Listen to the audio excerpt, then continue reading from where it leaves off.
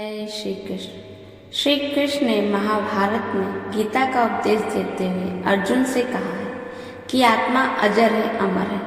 मतलब ये कि आत्मा को ना कोई मारता है ना वो जन्म लेती है। आत्मा किसी भी काल में ना तो जन्मती है ना ही मरती है, या ना उत्पन्न होकर फिर भी उत्पन्न होने वाला है, क्योंकि यह अजन्मा है, नित्य, सनातन और पुरातन है। शरीर के मारे जाने पर भी यह नहीं मरता। आत्मा कभी भी मरती नहीं, सिर्फ शरीर मरता है। आत्मा जो है वो हमेशा अजन्मा रहती है। अर्जुन से श्री कृष्ण ने कहा, जो पुरुष इस आत्मा को नाश रहित, नित्य, अजन्मा और अवय जानता है, वह पुरुष कैसे किसी को मरवाता है और कैसे किसको मारता है। जैसे मनुष्य पुराने वस्त्रों को त्याग कर दूसरे नए वस्त्रों को ग्रहण करता है, वैसे ही जीवात्मा पुराने शरीरों को त्याग कर दूसरे नए शरीरों को प्राप्त करता है। श्री कृष्ण कहते हैं कि जैसे व्यक्ति क्या करता है, रोजमर्रा की जिंदगी में अपने वस्त्र बदलता रहता है, वैसे ही आत्मा भी होती है। वो मरती नहीं है, बस हाँ, एक शरीर को त्याग करके दूसरे शरीर में चली जाती है, नए शरीर में प्रवेश करती है, पुराने शरीर का त्याग करती है। पर व्यक्ति को लगता है कि वो मर गई। आत्मा नहीं मरती, सिर्फ शरीर मरता है। इस आत्मा को ना तो शस्त्र काट सकते, किसी भी द्वारा कहो इस आत्मा को काटा जा सके, कोई ऐसा शस्त्र हो जिससे हम आत्मा को काट सके, नहीं। आत्मा किसी भी शस्त्र से नहीं काटी जा सकती, इसको आग नहीं जला सकती। जब व्यक्ति की मृत्यु हो जाती है तो सिर्फ उसका पार्थिव शरीर जलता है, उसकी आत्मा कभी भी नहीं जलती है। व्यक्ति के शरीर का जलाव होता है, लेकिन लोग समझते हैं आत्मा भी खत्म। आत्मा नहीं खत्म होती, इसको जल गला भी नहीं सकता और वायु सुखा भी नहीं सकती। आत्मा को ना जल के द्वारा कहो गला दिया जाए या गल जाए, वायु द्वारा सुखा दिया जाए, नहीं। आत्मा पे इन सब चीजों का कोई असर नहीं पड़ता। ये आत्मा जो है ये हर चीज से परे है। आत्मा कभी मरती ही नहीं है। आत्मा ना मरी है ना कभी मरेगी। यदि इस आत्मा को सदा जन्मने वाला तथा मरने वाला मानता तो भी हे महाबलो, तो इस प्रकार शोक करने योग्य नहीं है। अर्जुन शोक कर रहे हैं, महाभारत में युद्ध करने से मना कर रहे हैं, क्योंकि वो कह रहे हैं ये सब मेरे सगे संबंधी हैं, मैं इन्हें कैसे मार सकता हूँ। अपनों को कोई कैसे मारे। ऐसा राज्य लेकर मैं क्या करूँगा जो जहाँ मेरे अपने ही नहीं होंगे। अपनों को मार कर ऐसा राज मुझे नहीं चाहिए।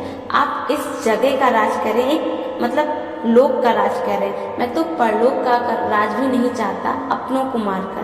किस लिए मुझे चाहिए ये राज, अपनों को ही मार के। तब श्री कृष्ण कहते हैं ये सब कुछ पहले से हो चुका है, सिर्फ तुम एक कर्ता बने। मनुष्य कुछ भी नहीं करता है, जो सब कुछ हो चुका है बस भगवान उसको निमित्त बना देते हैं, किसी न किसी के जरिए वो कार्य कराते हैं, व्यक्ति बस उसका निमित्त बनता है। कोई व्यक्ति अपनी मर्जी से, अपनी इच्छा से कोई कार्य नहीं कर सकता है। जो कुछ भी होता है वो सब ईश्वर की मर्जी से होता है, बस हम उसकी मर्जी से द्वारा किए गए कार्यों में उसका सहयोग करते हैं। वो किसी न किसी व्यक्ति के जरिए कराता है, स्वयं सामने आकर कुछ भी नहीं करता है। इसलिए महाभारत के युद्ध में श्री कृष्ण ने अर्जुन से कहा है कि तुम्हारा ये कर्म है, तुम अपना कर्म करो। ये सब कुछ तो पहले से निश्चित था, हो चुका है, ये सब कुछ हुआ है, तुम्हें बस दिखावे के लिए करना है। ऐसा नहीं है कि ये लोग जीवित हैं, ये सब लोग पहले से ही मर चुके हैं, इनकी मृत्यु निश्चित है, बस तुम्हें निमित्त मात्र बनाया जा रहा है। अर्जुन को बहुत मोह हो जाता है, वो अपने मोह का त्याग नहीं कर पाते। तब श्री कृष्ण उन्हें यही गीता का उपदेश देते हैं, उनकी बुद्धि को संभालने की कोशिश करते हैं कि ये जो कुछ भी है ये सब कुछ हो चुका है, तुम्हारे द्वारा कुछ नहीं होता। इस सारे संसार में किसी भी मनुष्य के द्वारा कोई भी कर्म नहीं होता है, सब कुछ हो चुका होता है, बस वो सब कुछ भगवान की इच्छा से होता है। जब भी हम कुछ बुरा करते हैं तो वो भी भगवान की इच्छा से होता है, और जब हम कुछ अच्छा कार्य करते हैं वो भी भगवान की कृपा से होता है। तो जब कभी भी हमसे कोई अच्छा कार्य हो, जब हम अच्छे कार्य करें तो हमें भगवान का शुक्रिया करना चाहिए, उनको धन्यवाद देना चाहिए कि अच्छे कार्य के लिए उन्होंने स्वयं आपको चुना है, आपके द्वारा वो अच्छे कार्य करा रहे हैं, बुरे कर्म नहीं करा रहे। जब कभी भी आपके हाथों बुरा कर्म हो तो प्रभु के आगे क्षमा करें, क्षमा मांगे और उनसे कहें कि मुझसे इस तरह के कार्य ना हो। और जब भी कोई कार्य करे, कर्म करे, तो ये ध्यान रख के करें कि जो कुछ भी हो रहा सब उनकी मर्जी से हो रहा, मैं कुछ नहीं कर रहा हूँ। जब मैं करता नहीं बनूंगा अपने मन से कि ये कार्य मैं नहीं कर रहा हूँ, तो उसका किंचित मात्र भी फल हमें नहीं मिलेगा।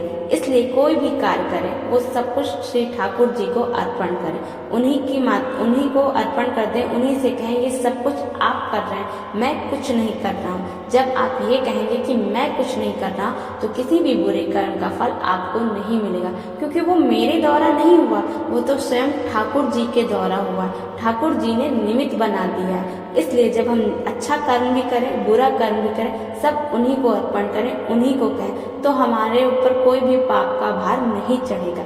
इसलिए हमेशा जो भी कार्य करें सब राधे कृष्ण की मर्जी से हो रहा है, ये ध्यान में रख के करें। बिना उनकी मर्जी से एक पत्ता भी नहीं हिल सकता, हमें ये ध्यान रखना चाहिए। राधे राधे।